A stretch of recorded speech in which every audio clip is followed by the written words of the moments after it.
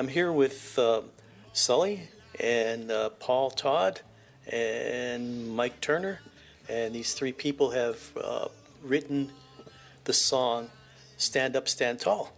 And I'll start with Sullie. What did you like best about the song that made you want to record it? I suppose the lyrics just, they spoke to me.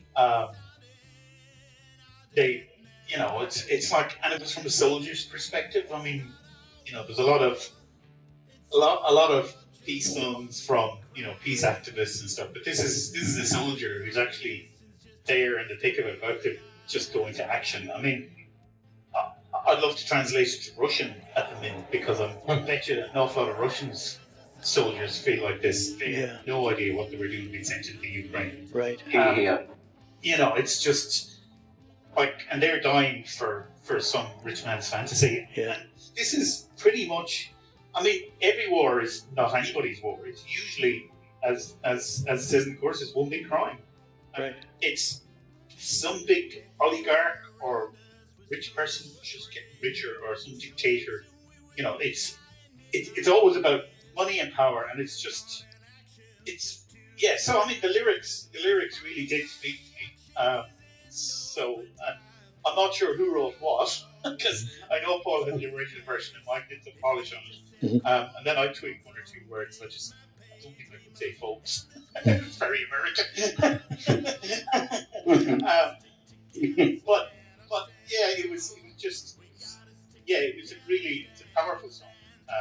And it was an honour to actually be asked to record it, put my own music to it. I know you had some music when we started. I did struggle with some of the odd timing on the ukulele version, so I just straightened it up.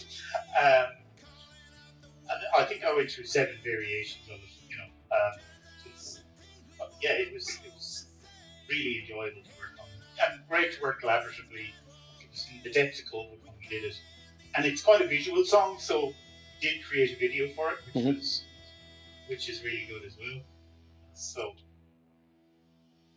I'm going to post a link in the description below to the song and to the video. So tell us a little bit about your overall production process, like which DAW did you use, and what instruments did you record first, and so on.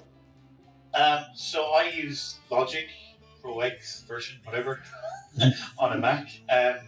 I've been using it badly for years, so I'm always trying to improve my production as I go. Sometimes I spend a lot of time in production and tweaking stuff, and other times I just go kind of high level and quick. It's time is my biggest thing, spending the time on stuff. Mm-hmm. I work full time, got a family, you can't be up in the studio every night doing recording much as you'd like to. In terms of instrumentation, on that one, I started off with some basic drums, and I think you polished off the drums, Taylor, if I remember correctly. And then guitars, bass, vocals, backing vocals. I think I might have done a little bit with MIDI in it, but not a huge amount. Kept it fairly straight. Mm-hmm. I record pretty much direct into Logic.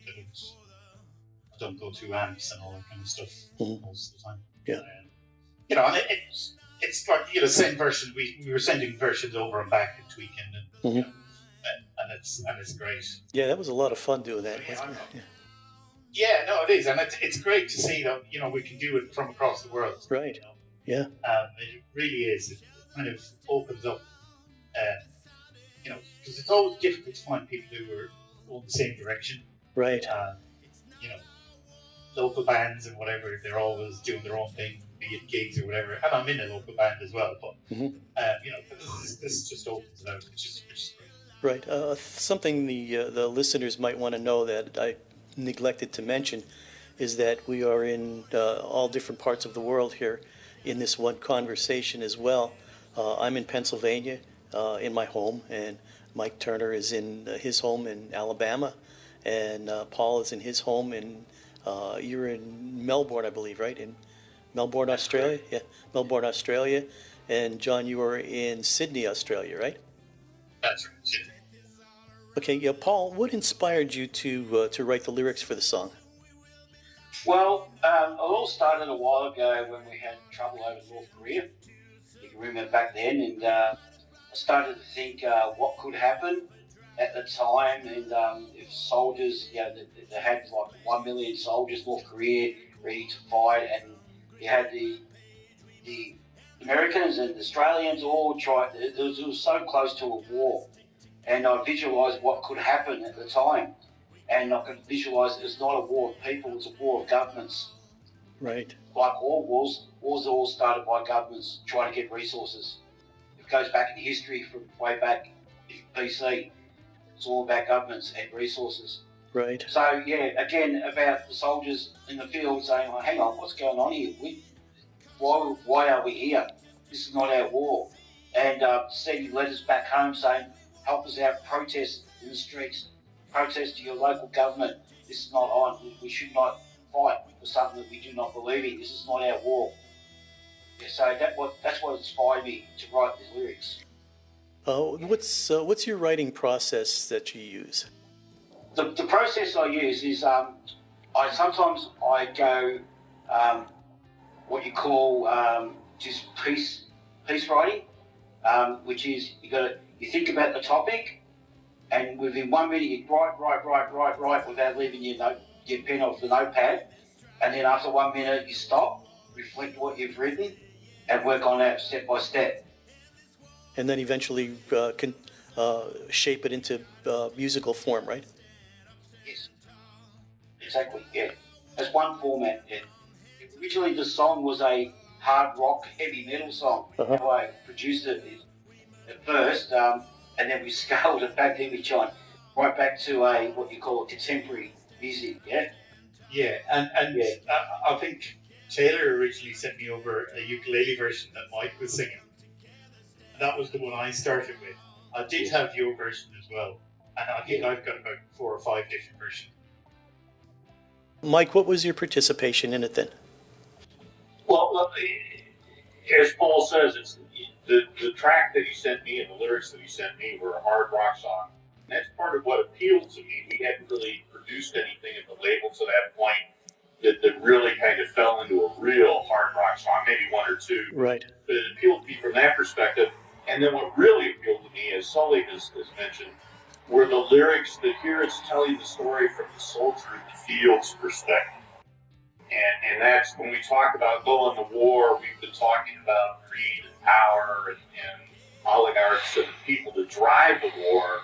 This pulls the story from the standpoint of the people that are really there on the ground fighting the war. And they're not talking about politics, and they're not talking about, geopolitical baloney. They just want to live through the day. Right. And they want to help their fellow soldiers live through the day. And that's the song and the story that Paul was telling. And that really appealed to me. That here's a bunch of people that are saying, we got to stop this war because of how it's directly impacting them. It's going to kill them. And at the same time, and here's the part I think the largest part that I added, because I polished the melody a little bit and little things. But when it comes to the bridge, where we draw the comparison between the soldiers in the field and they're wanting to stop the war, and then the protesters back home who want the exact same thing, maybe for different reasons. We all want the same thing. We want the war to end before it kills anybody else. Right. And that whole picture and tying it together that way really appealed to me. And then from the rock perspective, I'm more of a folk guy, and so the demo that I then did was a little bit more folk rock, I think, and that's what we sent to Sullie, who, as we kind of hoped, was able to bring it back into a more rock-oriented theme again, because that's where the song started, and that's really where I thought it needed to be. And I demoed it; it didn't quite come out that way because of my own style. I'm going to go clockwise and ask each one of you, what's your vision of world peace, starting with Mike, and then we'll go to Sullie and then Paul. So, Mike, what's your vision of world peace? What would it look like to We you? all will come together to realize that we've got more in common than things that we perceive separate us, We've even got common interests like here in stopping war, even though our reasons might be different.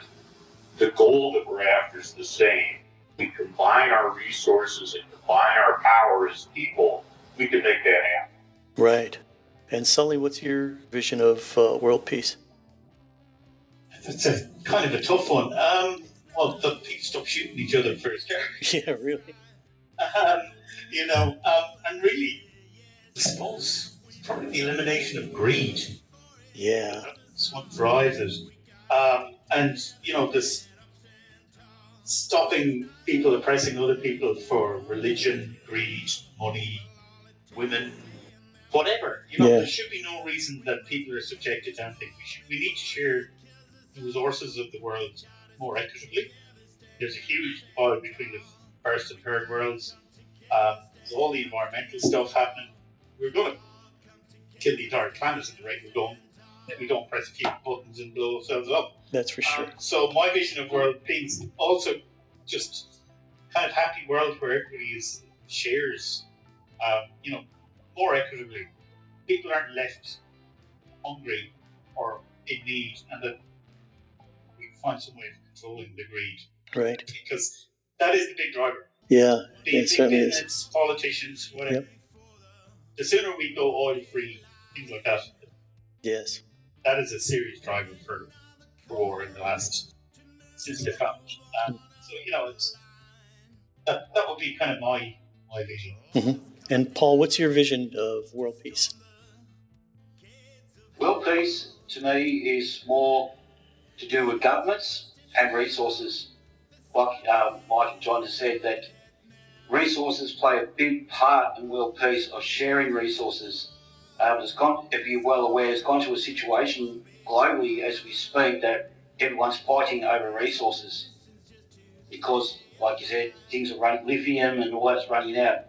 Here in Australia, we got the opportunity to feed the world if we really wanted to, but that comes down to government. And we're, in Australia, you can back me up here, John, we're under threat by other nations taking our resources of us because of governments. So the moral of the story here, world peace comes down to resources and governments. Peace with governments, from nation to nation, work out medium, and also sharing resources. Yeah, that's my view of world peace. Right. And if we got to that, then we'll have world peace. I believe so, yes. Okay, I'm going to play the song in its entirety.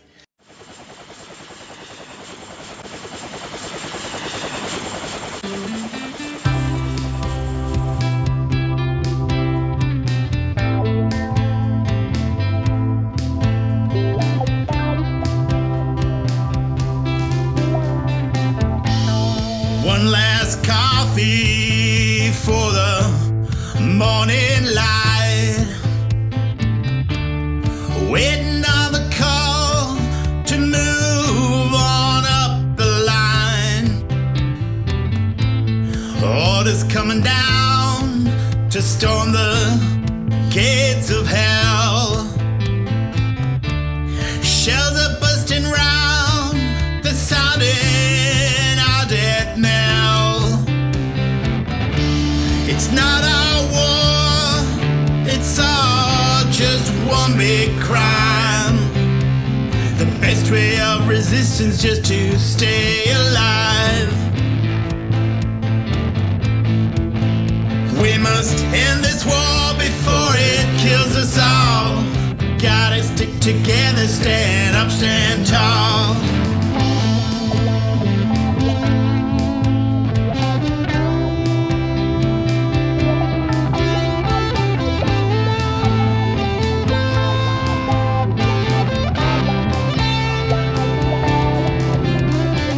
Death is all around us, we're so afraid. Sure that soon we will be lying in our graves. Every thought and action's just to survive. A fight or flight reaction is in overdrive.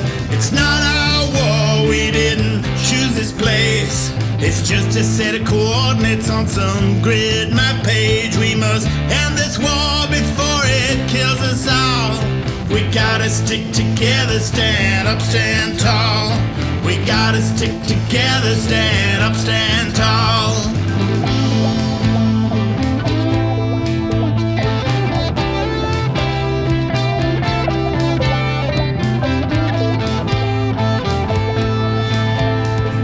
Back on people marching for tasty in the street, calling out the war is just a grand to see. Turns out the things we want are both the same, handing all the politicians mad war games.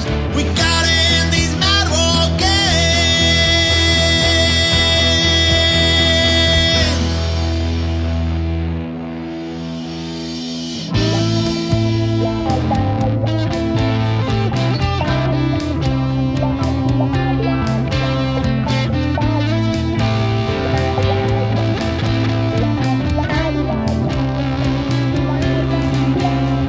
It's not our war, but we can end this strife.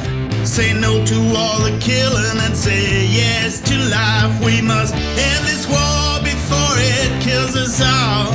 We gotta stick together, stand up, stand tall. It's not our war, let's turn from hate to love. Well, all it takes is saying that we've had enough. We must end this war before it kills us all. We gotta stick together, stand up, stand tall. We gotta come together, stand up, stand tall. Let's all come together, stand